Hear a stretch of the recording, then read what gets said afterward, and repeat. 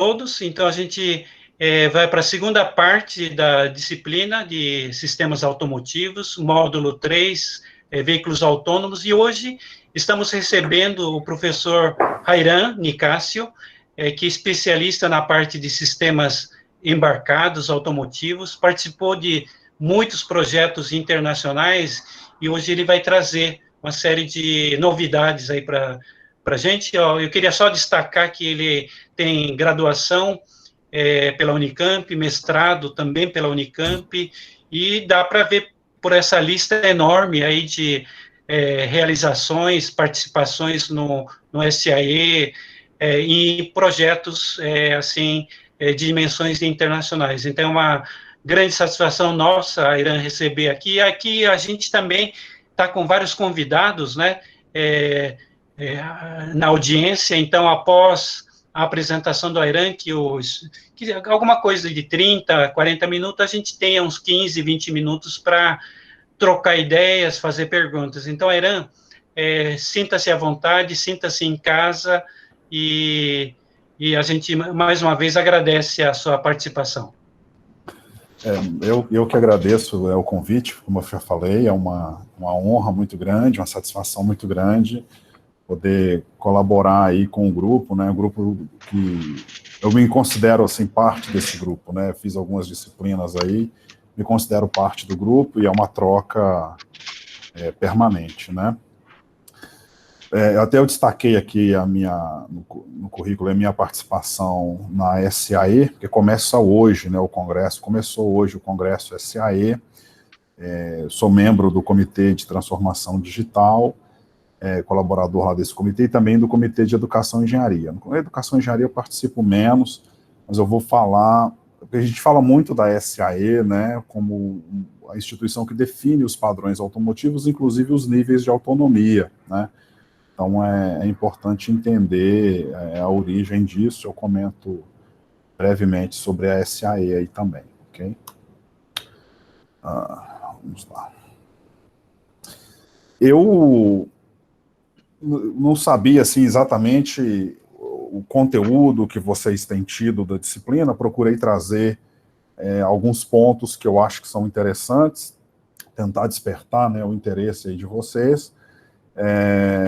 Eu costumo fazer uma revisão histórica, né, um contexto histórico, para a gente entender o estágio atual que nós nos encontramos. A gente precisa saber como foi que nós chegamos até ali. E tem uma relação aí da evolução dos veículos no geral, não apenas a questão dos veículos autônomos, porque os veículos autônomos são veículos, mas eu faço uma análise, uma revisão histórica aí dos veículos no geral, para a gente ver a velocidade com que essas coisas evoluíram, né, recentemente. Então, vou passar mais rápido por esses slides, até para dar tempo da gente explorar as questões mais modernas, mas, assim, automotivo, né, a definição, né, de um veículo automotivo é um veículo que tem a capacidade de se locomover com propulsão própria, né, sem ser uma propulsão humana, como a bicicleta, ou animal, como uma charrete, uma carroça. Os primeiros veículos automotivos aí datam do início do século XIX, certo? Isso aqui não é exatamente um automotivo, né, mas observem que as bicicletas que nós usamos hoje, elas têm um perfil muito semelhante a de 1990, 1890, década de 60, 70, não teve muita evolução, assim, no formato, na tecnologia, né, não tem evoluído muito, tá? Esse foi o primeiro veículo, né, autônomo não, veículo elétrico desenvolvido aí no mundo. Reparem as datas, 1832, né, e não mudou muito nos 50 anos seguintes, né. Esse foi a primeira patente aí da família Benz, que hoje deu origem aí a Mercedes-Benz, mas assim, em 50 anos aqui, ó, 1832, 1835, 1885, então é uma evolução no formato aí, na forma, né, de se colocar a arquitetura, o desenho do veículo, evolução muito pequena, em 50 anos, né? Nos 50 anos seguintes, ou nos últimos 50 anos, aí já a evolução, a gente percebe a evolução muito maior, exponencial. Eu trouxe aqui alguns exemplos para vocês verem como eram os primeiros veículos, né? Por quê? E pelas datas, não, 1890 já, então já tinha bastante gente fazendo carro, né, inventores, né, desenvolvendo carros, desenvolvendo veículos, né, e essas pessoas resolveram, em 1905, se ajudar. Vamos nos organizar para colaborar mutuamente e desenvolver resolver os nossos problemas de forma conjunta, né, vamos trocar ideias, porque os problemas eram os mesmos, né, são muito semelhantes. Então, a solução de um pode ajudar o outro. Então, em 1905, os desenvolvedores de veículos, de automóveis, né, automobil era a palavra na época, se associaram e formaram aí a Society of Automobile Engineers no começo. Society of Automobile Engineers em 1905, em Nova York. Então, entre os seus fundadores, Henry Ford, Thomas Edison, porque os veículos já tinham ali veículos elétricos, né? O Thomas Edison também estava participando disso, né? Os irmãos Wright, da aviação. A aviação sempre esteve, né, ligado à indústria automotiva, de uma certa forma, né, na SAE. E em 1916, um associado da SAE que cunhou a palavra automotive. Antes era automobil que se utilizava. E a partir de 1916, um associado cunhou o termo automotivos, né, automotive, a partir de automotivos, certo? Então, assim, isso aqui é para dizer assim, que a SAE ela é a instituição que definiu, inclusive, a palavra, o termo automotivo e todo o resto, toda a padronização relacionada a veículos, né, a SAE costuma ser a principal entidade que define e regulamenta isso. Então, quando veio a definição dos níveis de autonomia, por exemplo, dos veículos autônomos, não poderia ser diferente que fosse a SAE, a instituição a liderar, a estudar isso, né? E em 1991, já tinha uma quantidade grande, aí, em torno de 1.500 brasileiros, né, associados à SAE International, e resolveram, então, criar um braço aqui da SAE no Brasil, certo? E desde primeiro ano ano de atividade, já organizaram o congresso, que é considerado internacional, o Congresso SAE Brasil, tá? Bom, mas por quê? Por que criar uma associação específica aqui para o Brasil? Por que estudar o Brasil, as necessidades brasileiras, né, em separado, assim? Não posso simplesmente pegar o que eu tenho lá fora, em outros países, e trazer aqui para o Brasil. O Brasil tem algumas particularidades, né? Ainda dentro do contexto histórico brasileiro, né, a Avenida Paulista, 1928, já tinha congestionamento, isso não é novidade aqui, né? O que mais? Fábrica da Ford, eu estou aqui do lado, inclusive. Na verdade, eu estou aqui em São Bernardo agora. Essa primeira aqui era no Ipiranga, no início da década de 70, né? Observem aí não tem, né, indústria 4.0, não tem automação, era tudo artesanal, né? No Brasil, a indústria automotiva ela é uma indústria bastante significativa. Alguns dados não são muito recentes, mas a gente tem 31 fabricantes, né, 31 empresas fabricando veículos e máquinas agrícolas, rodoviários, ônibus, caminhão. É bastante coisa, bastante significativo, né? E aí tem um ecossistema, né, envolvendo aí os fornecedores, né, são 590 empresas, concessionárias, enfim, cada fabricante tem mais de uma unidade industrial, eventualmente, né? Então, é uma indústria considerável, né? Ela é uma indústria que movimenta muito dinheiro, gera muito emprego, desenvolve muita tecnologia, ela puxa o desenvolvimento do país, né? E eu coloquei aqui as cores aí da apresentação, com as cores da nossa bandeira, não por acaso, para estimular essa questão do desenvolvimento do Brasil, né? Aqui no contexto de uma universidade, um curso de pós-graduação, é importante formar mão de obra nacional, é importante desenvolver tecnologia, conhecimento nacional. Então, enfim, estamos aqui para isso, né, para desenvolver a indústria brasileira, certo? E eu tive a oportunidade de, em alguns eventos, por instituições diferentes, conhecer o professor Osiris Silva, que foi um dos fundadores da Embraer, e depois foi ministro de Minas e Energia, presidente da Petrobras, enfim, uma pessoa que deu uma grande contribuição aí para o desenvolvimento de tecnologias no Brasil, mas ele é mais conhecido como um dos pioneiros, né, na época da Embraer, e ele comentou que um país que não consegue desenvolver, projetar veículos, não seria capaz de fazer aviões. Então, ele reconhecendo a importância de se ter as bases da indústria automotiva para sustentar uma indústria aeronáutica, né?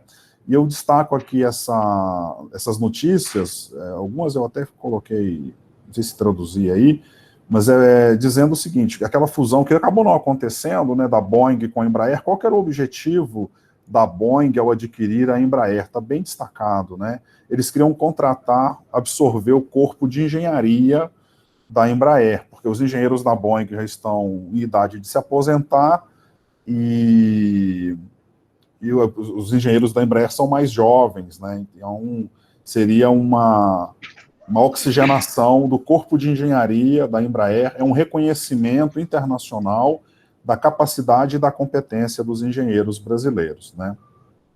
Então, enfim, mas o Brasil, ele traz desafios para a mobilidade que as empresas, as montadoras, as matrizes dessas montadoras lá fora têm dificuldade de entender, né? Isso aqui é a realidade. A gente aqui, às vezes, em São Paulo, perde um pouco a noção da realidade do Brasil, porque São Paulo é um padrão completamente diferente. São Paulo, o estado de São Paulo, quase que todo, ele tem um padrão de primeiro mundo, assim, bem mais desenvolvido que o restante do Brasil. O Brasil enfrenta essa realidade, né? Já vi slides, assim, de executivos aí, de montadoras aqui no Brasil, apresentando essa realidade para os seus pares ou pessoal nas matrizes para justificar as demandas específicas de desenvolvimento local aqui no Brasil, certo? Imagina como é que vamos discutir aqui um veículo autônomo em estradas como a da figura da direita aqui, onde não há sinalização, enfim, é só autonomia nível 5, né, para poder lidar com esses casos. Vou falar dos níveis de autonomia ainda, mas enfim, são desafios, né, que nós temos no Brasil, que lá fora não são sequer compreendidos, tá? E essa indústria automotiva, de modo geral, passou por um processo de transformação digital, né, aumentou muito o nível de software, né, de conteúdo de software nos veículos, um crescimento aí exponencial, o que gerou um novo conceito de automóvel. Então, o carro agora, os automóveis não são apenas entendidos, não podem ser apenas entendidos como veículos, máquinas capazes de se locomover por propulsão própria. Eles fazem muito mais do que isso, né? Então, o conceito das coisas, depois da transformação digital, mudou. Então, telefone não é mais aquilo que faz ligação. Relógio não é apenas aquilo que mostra as horas, né? Tem os smartwatches. Então, um carro, automóvel agora, ele tem muita tecnologia, ele executa muitas funções além da simples locomoção por propulsão própria, né? Ainda dentro da questão de um novo conceito de automóvel, eu pensei aqui algumas publicações, tanto no Twitter quanto em notícia de jornal, da Tesla, né? Tesla é o que está mais próximo aí de ter carros autônomos, né? Autonomia nível 3, quase 4, e executivos da GM publicaram, até tem a data aí, a 18 de setembro de 2018, que a Tesla estava indo para as covas, né? Assim, tipo, a Tesla não tem futuro, isso daí é uma grande bolha, isso não é sólido, não é consistente, porque era a visão de executivos de montadoras clássicas, tradicionais, né? Então, assim, olhando pelo prisma de uma montadora clássica, a Tesla não teria futuro. Depois, cadê a data ali, ó, janeiro de 2019, poucos meses depois, já uma expectativa pela CEO da GM na época, de que a Tesla comprasse a fábrica que iria fechar da GM, né? A GM estava com a fábrica para fechar em Michigan, e aí estava com a expectativa de que a Tesla pudesse comprar para não ter um impacto social muito grande o fechamento da fábrica. Então, assim, a Tesla ela inverteu esse jogo, né? Ela não pode ser analisada pelo prisma de uma montadora tradicional, tá? E a questão de carro autônomo está relacionado a isso, já chego lá. Um outro dado que eu achei também interessante, curioso, que a Tesla representa 15% de vendas de veículos de luxo nos Estados Unidos, não necessariamente elétricos, né? Então tem duas informações aqui. Uma delas é que, como a Tesla é exclusivamente elétrico, né, muito mais de 15% desses carros considerados de luxo são elétricos. E não necessariamente o carro elétrico ele é para a economia, né, de combustível ou ser verde. Ele é considerado carro de luxo, ele é considerado um carro de performance, os elétricos. Enfim, então a Tesla tem um posicionamento que extrapola a questão apenas dos carros elétricos aí. Qualquer discussão que está aqui no Twitter, que eu vou explicar por alto, depois eu até posso compartilhar os slides, pra vocês verem os detalhes, mas é o seguinte, uma discussão ali com internautas, eles estavam fazendo uma avaliação do custo de um carro elétrico, aqui a questão ainda não era do autônomo, né, mas eles estavam fazendo uma análise de custo por milha, o custo rodado, né, dólar por milha rodada, entre carro elétrico e outras formas. E se não valeria a pena, então, você ter Uber, um carro elétrico, um Tesla para Uber, né? Ou um robotáxi, que está ali já na primeira linha ali do primeiro tweet, né? Um robotáxi custaria $1 por milha, né? E aí daria um retorno e tal. E o que o Elon Musk coloca,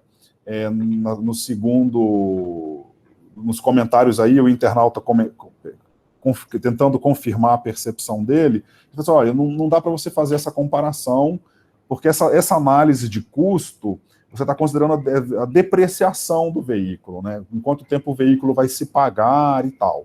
E na verdade, o Elon Musk está dizendo que o carro da Tesla, ele não deprecia. Ele aprecia, é o oposto de depreciar. Mas como assim, né? É porque o carro, ele adquire experiência, né? Os algoritmos de autonomia dele fazem com que o carro fique mais inteligente, né? Ele conhece mais sinais, conhece mais estradas e já tem mais dados para tomar a decisão. Então ele é um carro sênior, né? O sênior é mais caro. Então a tecnologia autônoma inverte a regra do jogo, né? E muda aí os critérios de análise e de comparação. Então, esse é um fator, às vezes, dos veículos autônomos que não é percebido, né? Você muda essa regra de análise de custo, tá? E aí, se a gente tem um novo conceito de carro, né, tem também um novo conceito de indústria automotiva, né? Por isso que eu coloquei ali no título de mobilidade autônoma, né? Porque a indústria automotiva está mudando, deixando de ser uma fábrica de carros, né? Eu montei esse slide a partir de uma apresentação que eu vi quando esteve uma comitiva brasileira, uma visita lá em Israel. O primeiro-ministro fez uma apresentação da indústria automotiva de Israel, né? E aí ele mostrou a indústria automotiva. Antigamente eles faziam os carros, na década de 80, muito parecidos com um Gurgel brasileiro, e hoje eles não fabricam mais carros, mas eles têm uma indústria automotiva, que aí eu já não posso mais dizer automotiva, né, uma indústria da mobilidade bastante expressiva, e que tem gerado um impacto na indústria da mobilidade global. A Mobileye é uma empresa que foi comprada, inclusive, pela Intel recentemente, que ela está relacionada à detecção de pedestre e prevenção de acidentes, né? Ela antecipa em 2 segundos, 1,8, 2 segundos, a prevenção de um acidente, né? Ela indica que um acidente pode acontecer, e 2 segundos, 1,8 segundos é o tempo de reação necessário para se evitar isso. O Waze, né, é de origem israelense. Então, assim, aqui, qual que é a mensagem aqui, né? O desenvolvimento de uma indústria automotiva, uma indústria da mobilidade importante e significativa em contexto global, não necessariamente depende de altos investimentos de infraestrutura. Se o país investir em massa cinzenta, como é o nosso contexto aqui, né, em universidade, produção de conhecimento, investir em pesquisa, é possível nós termos um desenvolvimento da nossa indústria da mobilidade sem necessidade de investir em fábricas, em infraestrutura que dependa de aço e coisas desse tipo, tá? Às vezes o simples investimento em massa cinzenta já é suficiente, ok? Não sei, acho que alguns aqui já devem ter visto esse slide, né? O ano passado eu tive a oportunidade de estar na CS, esse ano foi mais complicado aí por causa do Covid, mas, assim, há uma mudança no paradigma, né, da indústria automotiva, né? Antigamente falava-se dos lançamentos aí, das tendências, no Salão de Detroit, Salão de Genebra, o Salão do Automóvel, né, aqui de São Paulo também, ou em alguns casos, isso é para consumidor final, para você ver o produto pronto, né? Os congressos aí de técnicos, né? O congresso SAE, Telematics Update, enfim, para mostrar as novas tecnologias. Eram eventos tipicamente e exclusivamente tidos como automotivos, mostravam carros, né? O ano passado e esse ano também não foi diferente, algumas montadoras líderes, né? Aqui na foto tem Mercedes, Lexus, Nissan, mas também estavam lá Ford, Toyota, lançaram essas novidades em um evento de eletrônica. Ou seja, a indústria automotiva está deixando de ser uma indústria separada, caracterizada, delimitada, para passar a ser uma indústria de eletrônica de consumo, né? O carro passa a ser um objeto eletrônico, tecnológico, e não isolado como um objeto capaz de se autolocomover, ok? Que é até a notícia que está aí. A CS se tornou o principal evento da indústria automotiva, né, com Uber, Ford participando. Me chamou a atenção para a gente ver, por exemplo, um fornecedor de autopeças como a Schaeffler apresentando transmissão elétrica num evento de eletrônica de consumo, que é o nome da feira, tá? E aqui só para mostrar também que está todo o ecossistema, né, está se adaptando. A SAE em Detroit tinha lá, esse aqui é a grade do evento do ano passado, esse ano ele nem aconteceu. Mas só que, ó, de todas as palestras que aconteceram, só tinha uma aqui que eu destaquei em vermelho sobre motor de combustão, e dizendo que não morreu ainda, dei o zoom ali. Então, a tendência é eletrificação, incorporação de software, de tecnologia e autônomos. Não tem muito mais, assim, eventos ou foco em propulsão a combustão, combustíveis fósseis, etc. E um novo momento, né, o alto ao quadrado, né, os automóveis ficaram autônomos. Mas aqui eu quero só chamar a atenção também para o seguinte: há uma diferença entre a gente falar carro autônomo e veículos autônomos. Então, pensando que estamos numa disciplina de pós-graduação onde o pessoal está procurando, às vezes, ideias, né, de o que pesquisar, o que estudar, perguntas que eu escuto com certa frequência, né? Mas qual distância, né, que o Brasil está de ter carros autônomos andando pelas ruas, né? Mas, olha, para a gente estudar isso, para a gente desenvolver veículos autônomos, a gente não precisa necessariamente pensar em carros, porque carro é um veículo que transporta pessoas seja de passeio ou comerciais, né, veículos, carros comerciais como caminhões, ônibus, né. Veículos autônomos é um conceito mais abrangente. Tem aplicações em delivery, a primeira imagem, delivery de correios mesmo, né, FedEx, Amazon Prime ali, não deixa de ser veículos autônomos e requerem também as mesmas tecnologias, o mesmo tipo de desenvolvimento equivalente aos carros autônomos. A diferença é que o nível de segurança é menos crítico, né? O do meio em cima é um robô entregando refeições e remédios em hospital. Isso foi muito discutido aí na questão da pandemia, né, para evitar a circulação das pessoas, né, os funcionários do hospital. O de cima da direita é um centro de logística, né, de entregas. O veículo aí, o robozinho, esse carrinho alaranjado que ele levanta a prateleira aí e transporta, né, substituindo uma empilhadeira de forma mais prática aí. E caminhões, aqui não necessariamente eles são 100% autônomos, né, tem um determinado nível ali, onde é o platooning, é o comboio, o caminhão da frente dita o caminho, então só o motorista do primeiro caminhão é que pilota aqui, os outros caminhões, por comunicação V2V, eles seguem o caminhão da frente, tem um padrão, está bem avançado na Europa, a Europa tem liderado o desenvolvimento dessa tecnologia, mas já tem também montadoras de caminhões aqui no Brasil discutindo isso, adotando isso. Máquinas agrícolas são exemplos também de veículos autônomos. Esse trator sequer tem cabine, ele tem uma versão com cabine e uma versão sem cabine, é da New Holland, CNH com certeza, não sei se a marca dele é Case ou se ele é New Holland, é a mesma, pela cor vermelha deve ser da Case. Está rodando numa fazenda experimental, já tem uns 3 anos, isso aí lá em Kentucky, nos Estados Unidos. E aqui o Tesla, né, que é o que todo mundo pensa quando se fala de carro autônomo, transportando pessoas, andando na cidade, né? Mas existem níveis de autonomia. Para a gente considerar que é um carro autônomo, ele não precisa necessariamente ser como um Tesla, em que o motorista tira as mãos do volante durante o trajeto todo. Aqui coloquei para ilustrar isso, essa última figurinha aqui.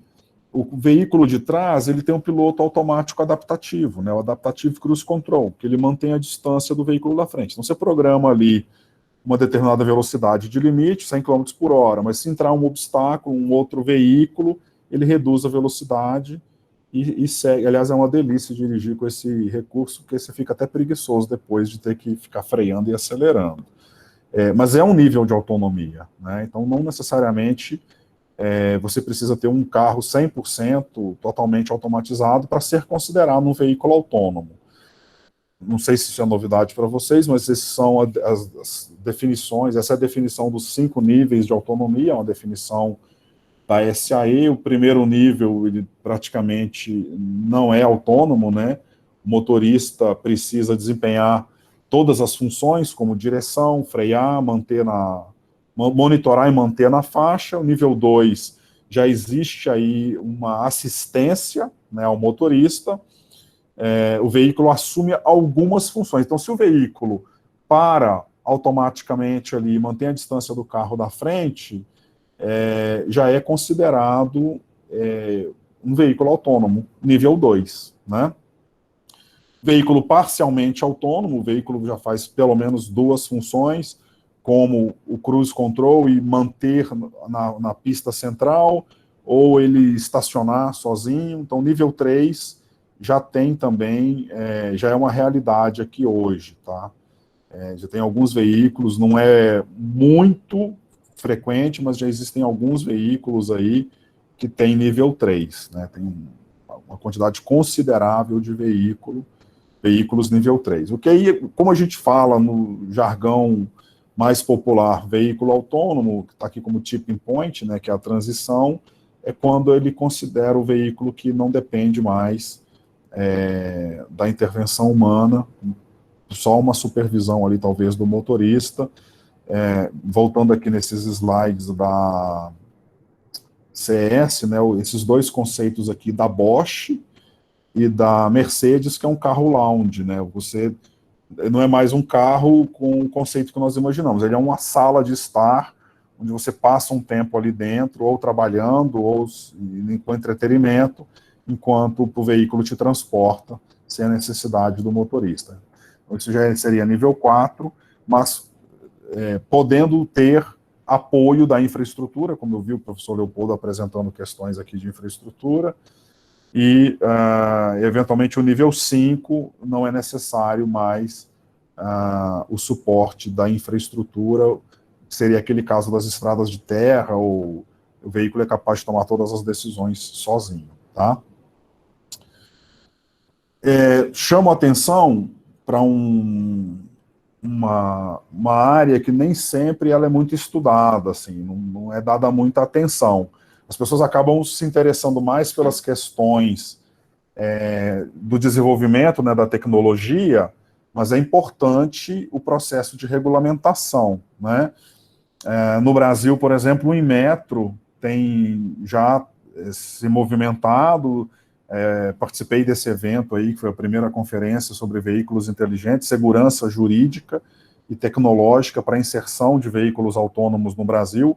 Não adianta a gente ter a tecnologia se a gente não acompanhar a regulamentação, né? Eu costumo dizer que a tecnologia não pede licença, ela mete o pé na porta e chega, e depois a regulamentação corre atrás. Exemplo, os aplicativos, Uber, né? Uber virou até conceito aí, né? Uberização. O primeiro Uber chegou, começou a colocar os motoristas transportando pessoas, depois as prefeituras, o governo correu atrás de regulamentar, né? E ainda tem uma discussão se o motorista do Uber ele é funcionário da empresa Uber ou não, se a empresa só fornece ali a tecnologia de contato entre Uber, o motorista e o passageiro, né? Enfim, é necessário regulamentar, tá? E no caso de veículos autônomos, tem algumas questões muito críticas, né? Eu conheço um engenheiro da Ford, brasileiro nos Estados Unidos, Murilo Duarte. Ele, conversando com ele lá, ele falou assim, o que você faz, né? Eu sou um engenheiro de requisitos que define a moral do condutor. Mas como assim? Porque o condutor é um robô. Qual é a ética, qual é a moral desse robô que está dirigindo o carro, né? Então, aquele exemplo que eu acho que é bem ilustrativo, você está com um veículo autônomo na estrada e detecta um acidente iminente, duas motos à frente, um motoqueiro com capacete e um motoqueiro sem capacete, né? Qual deles? Você precisa... O acidente é iminente. Qual deles? Para que lado você joga, né? Você joga para o lado daquele que está com capacete ou joga para o lado daquele que está sem capacete, né? Se você jogar para o lado do que está com capacete, porque ele está protegido, ele vai se machucar menos, né? Mas ele está cumprindo a lei. Ele vai penalizar aquele que está cumprindo a lei. E se você joga para o motoqueiro, o motociclista que está sem capacete, ele vai se machucar mais, mas ele assumiu esse risco quando resolveu não cumprir a lei, que é colocar o capacete. Então, assim, não tem resposta ainda, eu não tenho uma resposta para isso, eu acho que a sociedade não tem respostas também para muitas questões que são necessárias de regulamentação na questão dos veículos autônomos, né? Eu acho que isso aqui é um tema, assim, que ainda precisa ser muito estudado, precisa ser muito debatido, para que a gente possa ter um mínimo de base e de conhecimento para que os órgãos de regulamentação e regulação no Brasil possam definir a legislação e o que for necessário. Enfim, então é uma área aí que eu chamo a atenção, porque normalmente não é endereçada, né, esse aspecto aí, porque a tecnologia ela é mais sedutora, mas a regulamentação ela é igualmente importante. E no Brasil, ali, veículos autônomos verde e amarelo, a gente tem mais exemplos do que isso, mas eu peguei alguns aí que representam, já são até conhecidos, né? O projeto Carina, da USP de São Carlos, que é um veículo da Fiat. Eu li notícias que estavam para fazer piloto ali, rodando com ele no campus. A gente conhece, a gente já foi lá ver o veículo, já andamos nele, né? primeiro. O caminhãozinho amarelo aqui da Scania também, é o Carina 2, tem uma diferença, né? Parece que ele não tem o LiDAR, né? Só as câmeras, era um requisito ali da Mercedes, da Scania para reduzir custo, né? Mas, assim, são projetos de pesquisa desenvolvidos aqui no Brasil, né? O da Jacto ali, o tratorzinho aí da Jacto também foi desenvolvido aqui no Brasil, autônomo, parceria com a USP também lá.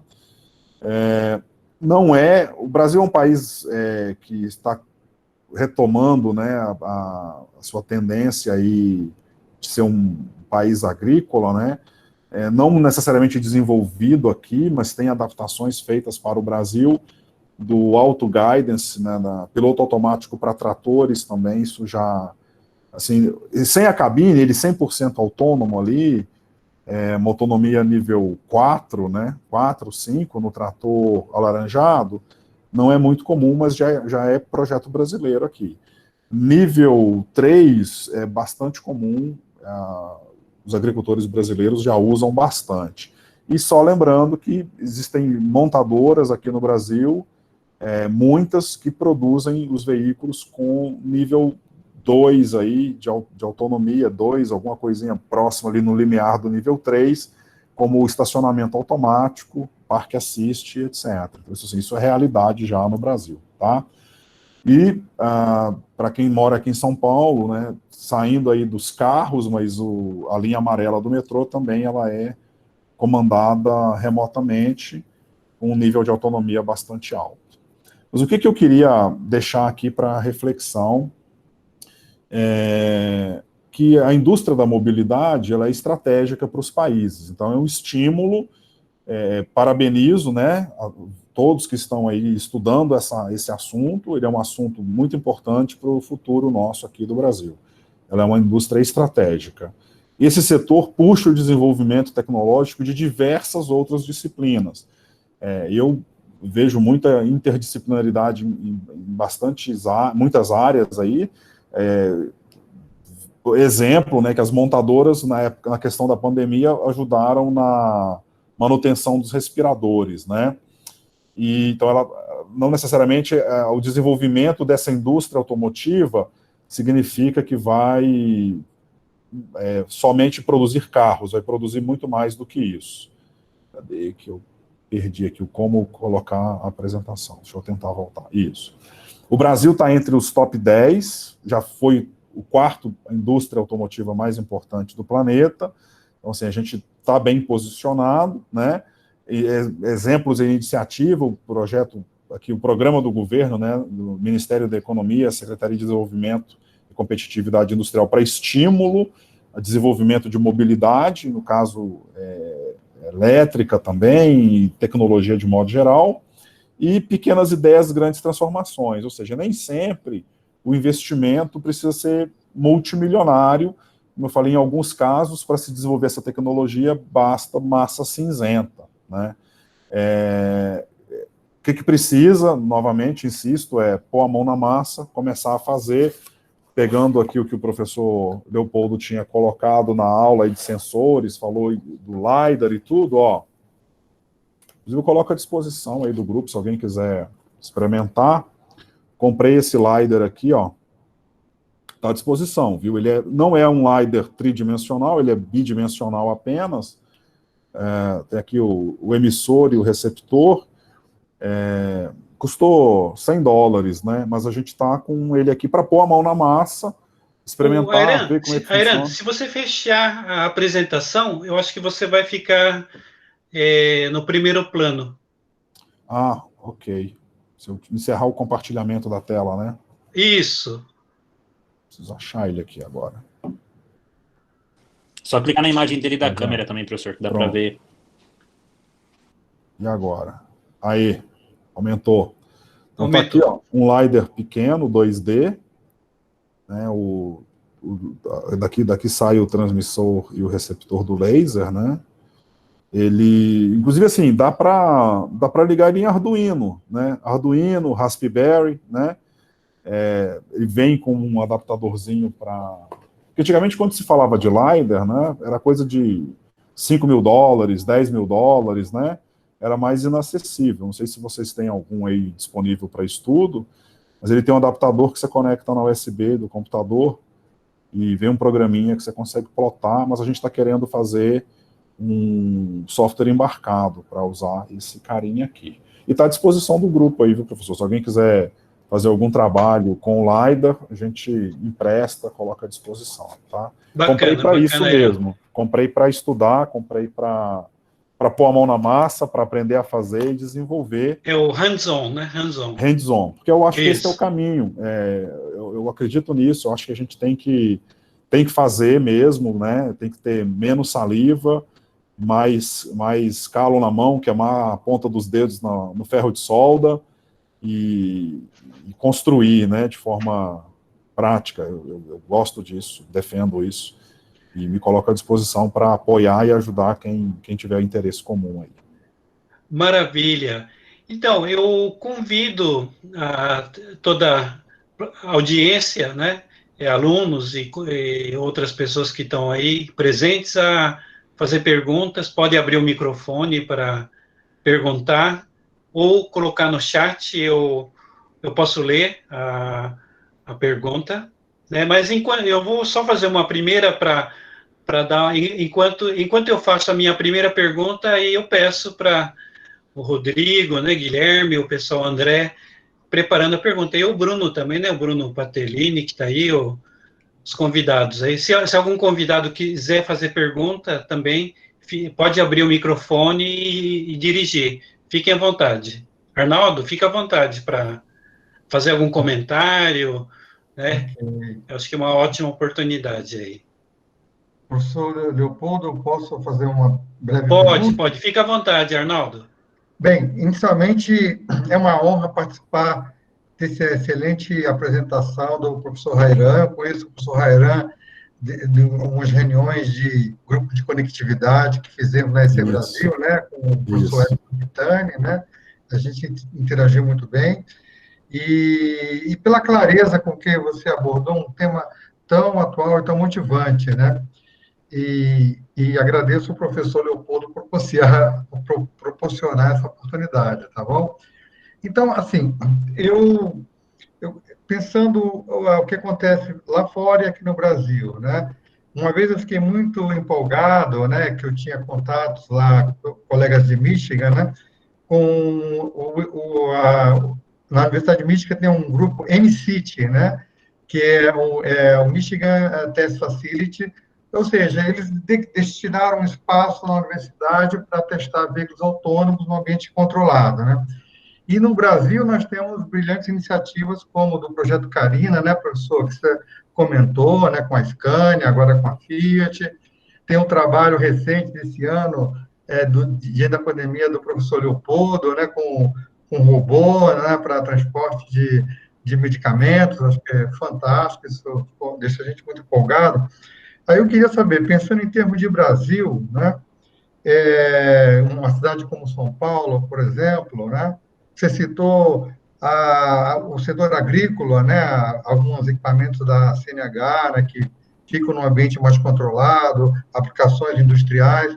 Em termos de uma cidade como São Paulo, né, como que você vê o começo de uma entrada, né, da mobilidade autônoma, né? Por exemplo, corredores, ou você citou o caso do metrô da linha amarela, né?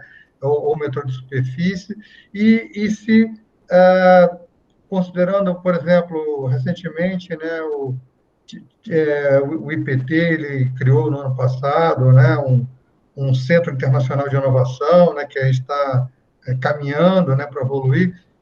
Como que você vê espaços de aplicação, resumindo, né, como ele citei em uma cidade como São Paulo, ou em termos de Brasil, e centros, ou seja, a USP e outros colegas de centros de pesquisa que poderiam desenvolver, como todos que estão aqui presentes, né, os alunos aí do professor Leopoldo, né, esse pessoal empolgado, né, existe a fórmula Sci-Elétrica de ter uma região dentro de um campus universitário controlada para explorar aplicações ou no mercado agrícola, ou como mobilidade como serviço, ou no transporte urbano. Eu queria saber, assim, por onde começar, resumindo, né? Qual o melhor caminho de a gente trazer esse trabalho brilhante que vocês têm feito aí, né, na área de pesquisa, né, para a sociedade? Olha, interessante a sua pergunta, porque a resposta que eu imagino, ela está muito relacionada com o meu objetivo inicial da minha apresentação. Eu peguei aí o finalzinho da apresentação do professor Leopoldo e eu percebi assim, nossa, ele está entrando num nível muito técnico, né? E a minha apresentação corre-se o risco, eu acho até porque é a realidade, assim, ela foi mais superficial, ela foi conceitual. Porém, o meu objetivo era mostrar que quando se fala de veículos autônomos, não é só carro autônomo, é o mais abrangente. E por ser mais abrangente, tem mais espaço para se trabalhar, tem mais espaço para se desenvolver. Porque você fala, eu quero competir com a Tesla, que já está à frente, é mais difícil. Aí se desanima, nem começa. Mas eu consigo fazer outras coisas, tratores autônomos, entrega de medicamentos, coisas assim, a gente consegue fazer. Então, dá para fazer, viável, fica mais concreto, né, mais próximo da nossa realidade. Então, o meu objetivo era chamar primeiro essa atenção para isso.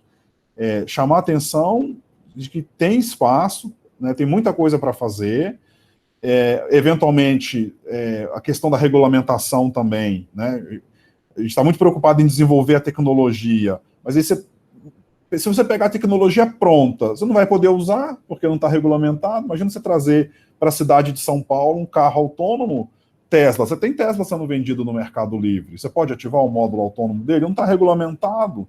Então, assim, tem muita coisa para a gente construir antes de querer falar que vou colocar carro autônomo em São Paulo ou no Brasil, né? Tem muita coisa que dá para fazer antes disso. E aí, por isso também essa minha preocupação de falar, olha, apesar de eu estar fazendo uma apresentação mais conceitual para mostrar que existem muitas possibilidades, né? Eu não estou aqui querendo ficar só no plano das ideias. Aqui não é uma questão platônica. Eu estimulo que se comece, que pegue para fazer, né? Que tenha os equipamentos à disposição e que faça, né? Então, assim, eu acho que o Brasil já está fazendo, dentro de certos níveis, né? Eu vi aí notícias da Jeep lá em Pernambuco, né? E aí, detalhe, tem essa questão, é Nordeste, né? Fora do eixo Rio-São Paulo. A Jeep lá está produzindo hoje o carro, tido como carro produzido no Brasil, com mais tecnologia embarcada, que inclusive tem já piloto automático adaptativo. Não estou fazendo propaganda aqui, só estou dizendo assim, que são níveis de autonomia nível 2 já, né? Quase nível 3 ali, ele estaciona sozinho, enfim, então tem bastante coisa já sendo feita no Brasil, na minha opinião. E as universidades cumprem esse papel. Eu conversando com um rapaz, ele participou, eu o conheci na organização de um evento, um hackathon que a gente fez na SAE, foi o Hackathrouble, e o Mochico, ele foi da organização também, na época para procurar soluções aí para o Covid e tal. E tive algumas reuniões com ele depois desse evento, ele falou assim, que tem um problema cultural muito grande no Brasil, de muito imediatismo. Ele é o diretor para a América Latina da Agência de Inovação Israelense, porque é muito difícil desenvolver no Brasil a longo prazo, porque a empresa contrata um profissional de tecnologia, na área de TI, desenvolvedor de software, de algoritmos, qualquer coisa. E um projeto de 2 anos, você chega no final, você contrata lá 20 pessoas no início, em 2 anos, só tem 3 ou 2 que estavam desde o começo. Então é difícil você ter continuidade, né? Você amadurecer a tecnologia por causa dessa volatilidade e do imediatismo das pessoas, né? Então, mais uma vez, o meu discurso de estimular o trabalho nessa área, de pôr a mão na massa, mas com persistência, de uma forma sólida, consistente, em vez de ficar só observando o que está sendo feito lá fora. Acho que tem muita coisa que a gente consegue fazer aqui, com os pés no chão, mão na massa e pé no chão, né? Esse que eu tenho, essa mensagem que eu tenho tentado trazer, principalmente para os jovens, ou jovens de idade ou de espírito, que queiram fazer isso no Brasil. Eu estimulo muito o desenvolvimento, né, no Brasil. Eu acho que tem espaço, basta querer. Legal, muito boa resposta. Obrigado pelo Arnaldo pela pergunta. Tem uma pergunta aqui do André Maranhão. Ele fala assim, Rairan, quais montadoras estão com maiores investimentos para desenvolvimento nacional na área de UAD, Autonomous Driving deve ser. Autonomous Driving, né? Então, assim, em termos aqui do Brasil, na indústria nacional, você tem alguma informação nessa linha? Sim. Bom, primeiro que tem uma questão que precisa ser entendida, né? O que a gente considera como, primeiro, a montadora nacional, né? A montadora nacional não tem muitas mais, né? As origens das montadoras são de fora. E mesmo assim também, montadoras que a gente tinha como típicas de um determinado país, exemplo, a Jaguar ou a Land Rover, típicas da Inglaterra, né? Não são mais, já são de capital chinês, né? Já são chinesas, a Jaguar agora é chinesa. Certo. Mas o que acontece? Essas empresas estabelecidas aqui no Brasil, elas são muito subordinadas às decisões das matrizes, né? Então, assim, quem tem mais autonomia enquanto empresa para tomar decisões no Brasil, uma das poucas exceções aí, é o grupo Fiat, FCA, né? Fiat Chrysler Auto, que é Fiat Jeep. Então, eles tomam muitas decisões aqui no Brasil, porque a operação deles no Brasil é a maior operação deles global. Então, eles têm mais autonomia para fazer isso.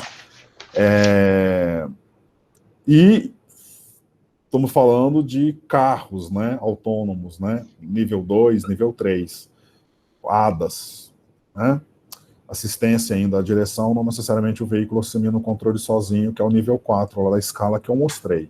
Agora, existe investimento de montadoras de caminhões e máquinas agrícolas. Isso tem bastante também, tá?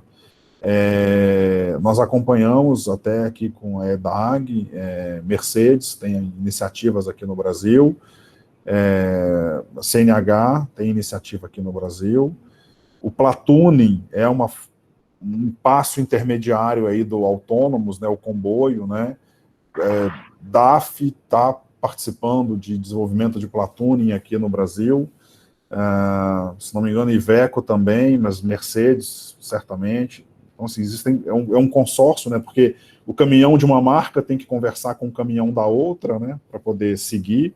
Então, tem bastante coisa.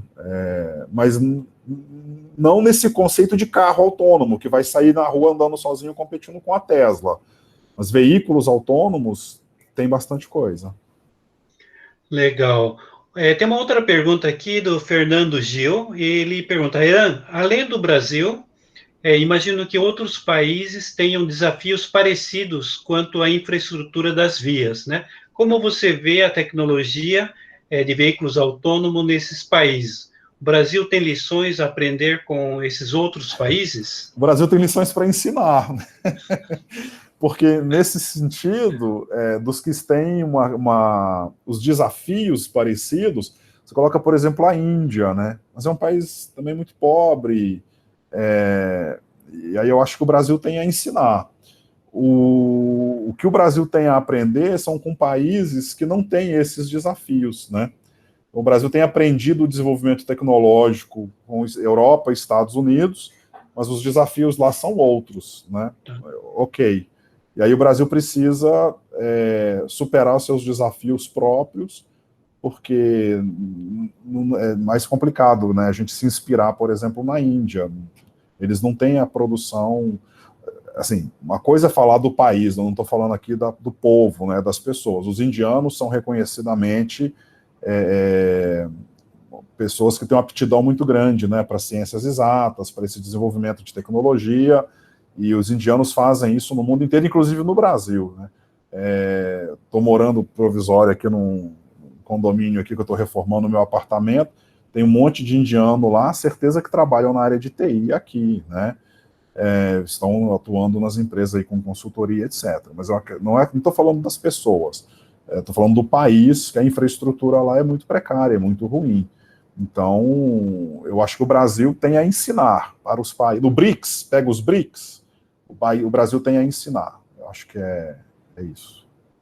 Airan, aproveitando a pergunta do Fernando, e com relação à parte de coleta de dados, né? Por exemplo, a gente sabe que Uber, o pessoal da Waymo, o pessoal da Tesla, eles têm muito dado coletado de operações ou de campo em Arizona, em outros lugares. Agora, no Brasil, por exemplo, eu acho que teve aluno que queria fazer reconhecimento de placas, né, placas brasileiras, mas aí boa parte do banco de dados, aquele Open Data, acho que é lá da Alemanha, quer dizer, banco de dados de placas brasileiras, a gente tem muito pouco, pelo menos bancos abertos, né? Então, em relação a essa parte de coleta de dados, talvez fosse interessante a gente ter algum programa, algum esforço conjunto para todo mundo poder usar essas informações para testar o algoritmo, simular.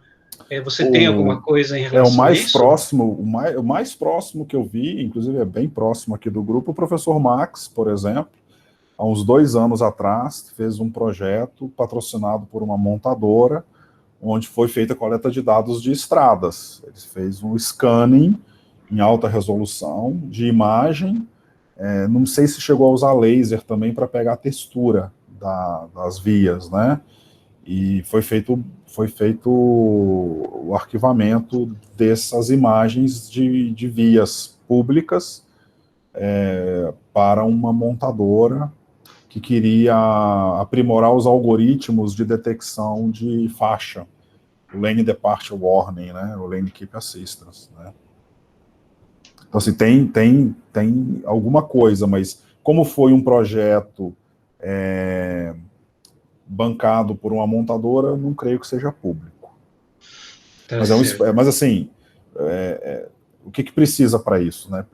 O equipamento eram câmeras ali específicas, veículo e combustível para fazer rodagem. Foi feito por uma universidade no interior do Paraná, em Ponta Grossa. Maravilha. Tem uma outra pergunta aqui do Arnaldo. Ele pergunta sobre a aplicação de veículos autônomos, essa tecnologia para corredores, eventualmente corredor de ônibus, né? Suponho que ele esteja se referindo. E quais seriam os desafios para ter ônibus autônomos em corredores ou coisas dessa natureza? Corredor já é uma coisa bem mais controlada, né? E até o exemplo do metrô, é que o metrô ainda é mais fácil por causa dos trilhos, né? Mas isso... Inclusive tem corredores que são isolados também. Se não me engano, em algumas cidades como Curitiba, os corredores são isolados, né? As plataformas ali de embarque e desembarque, né, são fechadas. É bem mais fácil, bem mais fácil. E eu tenho notícia de montadoras, que são cliente nosso, que tem isso no radar, estão estudando isso. Mas assim, aí nesse caso, o que eu acompanho é o que eu escuto com os clientes, as empresas, já pensando nisso. Eu não tenho notícia se tem pesquisa pública, né, nessa linha, mas é algo que é bem mais factível, né, exatamente por ser um ambiente controlado. E outra, né, de novo, vejo assim, todas as perguntas e a conversa, quando a gente fala de veículos autônomos, a gente fala de um modo geral, né? Veículos autônomos, é como se o carro sai sozinho, não precisa ter o motorista, não. Mas acho que quando a gente for discutir veículos autônomos, acho que é importante a gente sempre colocar o seguinte: qual o nível de autonomia? Nível 2, nível 3 ou nível 4? Porque se a gente for falar, não precisa nem ser em corredor, mas se a gente for falar de nível 2 ou 3, a gente já tem essa tecnologia nos veículos de passeio, né? O manter a distância do veículo da frente, a parada de emergência, né, para evitar colisão. Já tem caminhões pesados, caminhões grandes, né? Quando eu falo pesado, caminhão de 40, 50 toneladas, esses bitrens aí, que já fazem frenagem de emergência quando detecta pedestre. Eles não andam sozinhos na estrada, mas eles param sozinho quando detecta pedestre. Isso já é uma autonomia nível 2, né? Então, assim, a gente tendo um ônibus num corredor que tem frenagem de emergência ou que mantenha a distância do veículo da frente, usando uma tecnologia que está disponível já nos veículos fabricados no Brasil, só colocar isso no ônibus. É um veículo autônomo nível 2, é um veículo autônomo nível 3, operando num corredor, né? Imagina você ter os ônibus andando como um metrô, que você mantém uma distância entre eles por estes sensores, é autonomia. Isso é plenamente possível hoje, e o custo já é acessível. Então, não vejo... Só faltou querer, eu acho. Porque, nesse caso, o que acontece? Tem que entender as motivações, né, da indústria. Um corredor assim de ônibus, quem é o responsável por operar ônibus urbano é o operador logístico. E o que ele quer é aumentar o preço da passagem e economizar combustível e economizar custo de manutenção. Essa questão de colocá-lo autônomo, ela vai só melhorar o conforto do motorista, que não é interesse, e a segurança das pessoas, que nem sempre é uma prioridade também. Então, eu acho que isso só não está acontecendo ainda por falta disso. É um custo a mais e não tem o ganho dos principais motivadores, que é redução de custo e o custo operacional, né? É que o veículo autônomo, quando a pessoa compra, eu quero ter o conforto, né, de dirigir, de me locomover com mais segurança. É meu interesse. Então eu vou lá e compro o carro com esse recurso. O meu já me salvou de algumas situações que eu não estava enxergando, mas o sensor teve uma percepção melhor do que eu pude ter naquele momento. Ele disparava lá, freia, freia, freia, piscava, soltava fogos de artifício e tal. Mas isso é do meu interesse, então eu investi nisso. Agora, um operador de ônibus urbano não tem esse interesse. Então, acho que a tecnologia existe, está aí, mas não houve o interesse em colocar. Ótimo, excelente. Tem mais alguém que guardou uma pergunta? Falei, não, eu precisava fazer. Pode abrir o microfone. Se tiver, se manifeste. Caso contrário, eu acho que... Só um complemento. Não, eu lhe devolvo a palavra. O Márcio Carleto quer falar? Não, Rairan, pode ficar tranquilo que eu vou deixar você falar como que chama? A sua palavra final. Não, vai ser sua. Márcio, você quer fazer uma pergunta? Sim, só uma pergunta, Irã. Tudo bem? Boa noite. Olá. Assim, aqui no Brasil, os carros principalmente de passeio, estão ficando um preço assim bem proibitivo, vamos dizer, né? Então, nesse contexto aí, começando a aparecer os veículos autônomos, já os elétricos, eu acho que são ainda mais caros, né? Você não acha que vai ser assim um nicho muito específico, assim, o carro autônomo? Bom, pelo menos a curto prazo aí para o público aqui no Brasil. Olha, questão de custo, né? Assim, mais ou menos uma ideia, assim, né? Eu imagino que vai ser difícil, assim. Acho que vai demorar bastante tempo ainda para, digamos, disseminar aqui no Brasil, né?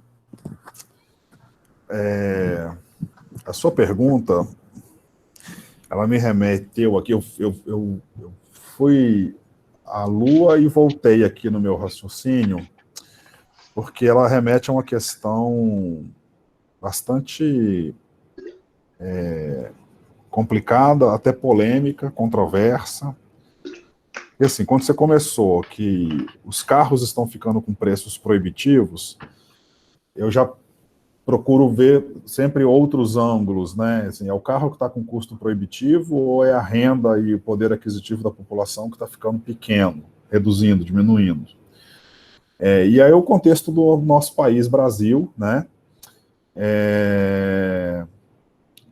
Onde tem ciclos, né, de momentos históricos, né, o sonho da casa própria, porque as pessoas não conseguiam comprar casa, o carro entra nisso, né, e aí há uma questão também, assim, que quando a aquisição da casa fica mais acessível, as pessoas compram menos carro, porque aí elas percebem que, não, eu tenho esse dinheirinho, eu vou comprar a casa, vou deixar o carro para depois.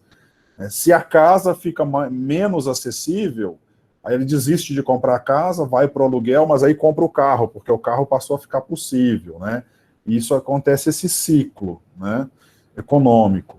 E, bom, eu trabalho com essa questão do desenvolvimento tecnológico, transformação digital, né? Estou lá da transformação digital da SAE, e aí eu vi um artigo que me chamou a atenção esses dias, que é uma mudança no seguinte sentido, né? É polêmico, porque é uma questão política, mas assim, que há uma tendência, uma pressão, né, na mudança aí da ordem mundial para abolir a propriedade privada. E isso passa por uma transformação cultural que já está acontecendo, que as pessoas, eu não quero mais ter o carro, eu não preciso mais ter a propriedade privada, né? É uma globalização, uma comunização, não quero entrar no mérito da discussão política, mas eu percebi nesse artigo, mas faz sentido, né? E essas tecnologias como Uber, porque o carro autônomo, quando se fala do desenvolvimento do carro autônomo, a ideia não é você ter o carro seu na garagem autônomo. Quer ver? Até pegar aqui. Quando se fala de carro autônomo, o que se aparece como uma tendência, né? É um lounge, né? Não é o carro particular, é o carro que te transporta, mas não necessariamente ele precisa ser seu. Você pode usar o lounge aqui, compartilhado, né? De forma compartilhada, né? Então há essa tendência aí política, né? E pode-se até dizer ideológica, né? De diminuir a questão da propriedade privada. Mas, enfim, eu não acho que seja algo que, assim, é tão caro que no Brasil não vai ter.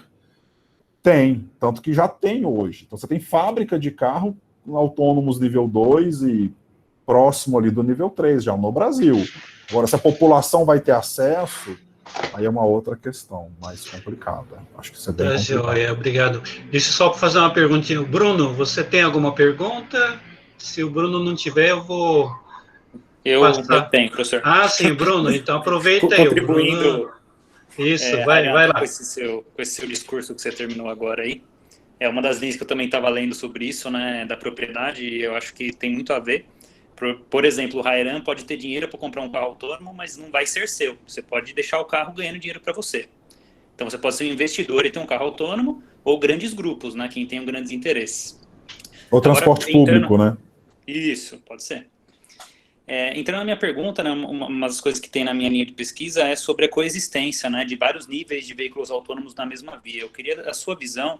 Por exemplo, eu tenho um carro nível 4, que o fallback dele é o próprio sistema, né? Se um sistema falhar, o fallback é o sistema, a inteligência artificial está embutida. Eu poderia trazer um Tesla nível 4 para o Brasil, homologar ele para rodar no meio de outros? Qual que é a sua visão sobre essa coexistência de vários níveis na mesma via? Teria que ter segregação? Qual que é o seu ponto de vista sobre isso?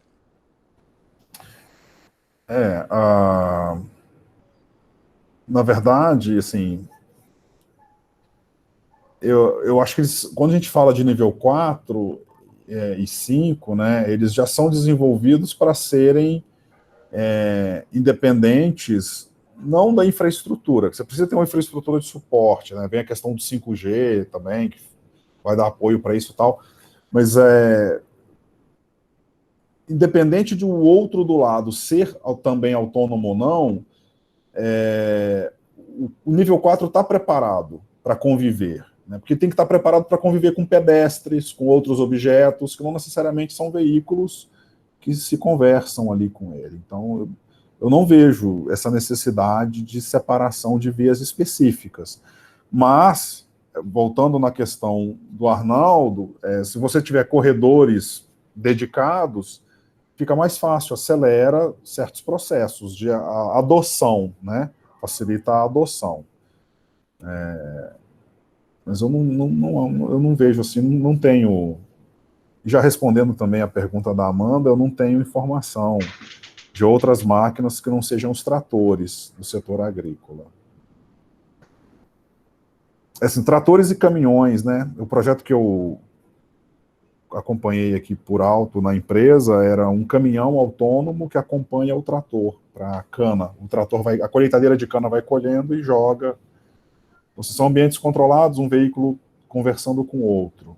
Em ambientes controlados é mais fácil. Só completando, respondendo a Amanda, acho que a John Deere, né, eles têm alguma coisa aqui no Brasil, mas certamente lá na matriz, né, nos Estados Unidos, a John Deere é muito forte nisso, e eu acho que a Caterpillar, há muito tempo, eles já trabalham muito com essa questão de fazer uma telemetria. Então, como as máquinas da Caterpillar são muito caros, então, na verdade, eles já vendem junto com o trator a manutenção remota, quer dizer, eles ficam monitorando temperatura de óleo, pressão, de modo que eles fazem uma manutenção do tipo preditiva, né? Mandam um aviso dizendo, olha, para o seu trator X horas, porque a gente vai ter que trocar uma peça, né? Então, acho que está nessa linha aí. Tive algumas reuniões recentes, porque aqui na EDAG a gente acompanhou o desenvolvimento desse caminhão autônomo.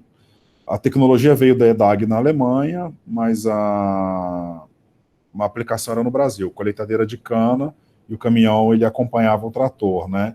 Fora do setor agrícola, já tem algumas operações em mina de off-road, né, caminhões off-road, máquinas pesadas operando em mina. Pega o caso de Brumadinho ali, existem outras minas que estão em situação de risco e você não pode entrar com o motorista dirigindo. Então você entra com um veículo autônomo para fazer retirada de material e diminuir a pressão da represa lá.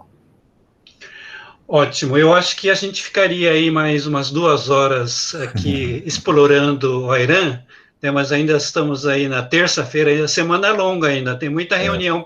Como é que chama? Tem o termo famoso agora que chama Zoom fatigue, a fadiga das videoconferências, né?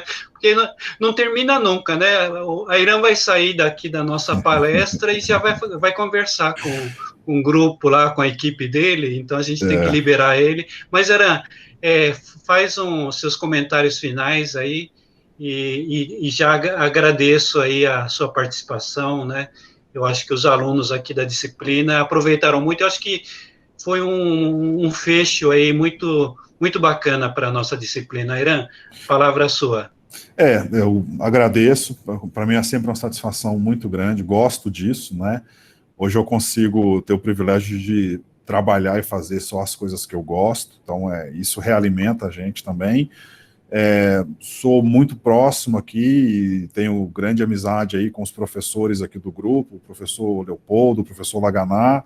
Estou à disposição e espero que quando retomarem as atividades presenciais aí, professor, estou à disposição, me avisa, a gente faz uma visita lá, toma um café, eu levo os meus brinquedinhos de eletrônica para a gente pôr a mão na massa, queimar a ponta do dedo no ferro de solda. Porque eu acho que é assim, minha mensagem é essa, né? É estimular a fazer no Brasil, em vez de ficar observando aí pela internet o que acontece lá fora. A gente tem muita coisa que a gente pode fazer aqui no Brasil, e na maioria delas a matéria-prima é massa cinzenta. Então, é isso aí. Airan, muito obrigado.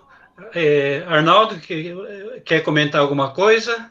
Fica à vontade, senão eu vou fechar aqui a gravação. Só um momento, interrompendo a gravação. Pronto.